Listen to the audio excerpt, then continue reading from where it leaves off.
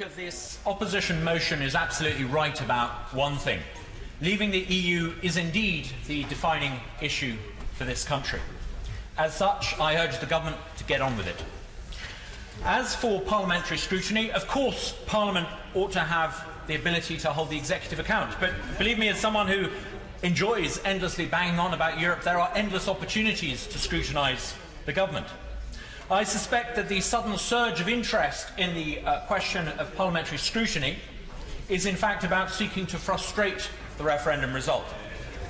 The Labour front benches have been happy for the past 20 years to use Crown prerogative to hand powers to Brussels.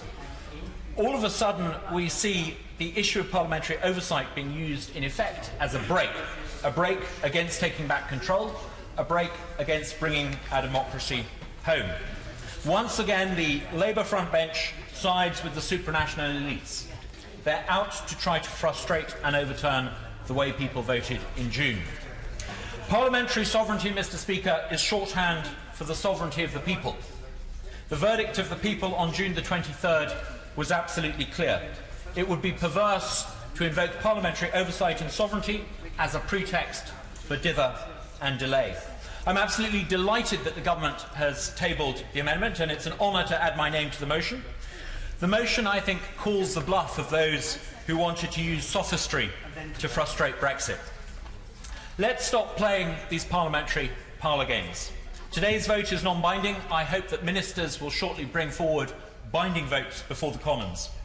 Finally, Mr. Speaker, some politicians' approach to Brexit these past few months has been to regard it almost as though the people somehow made a mistake on June the 23rd. They seem to hold out the hope that we might perhaps have a second referendum and, who knows, presumably assemble a new people.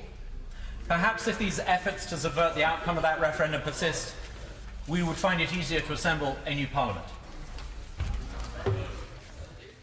You didn't frankly have the balls to put country before party.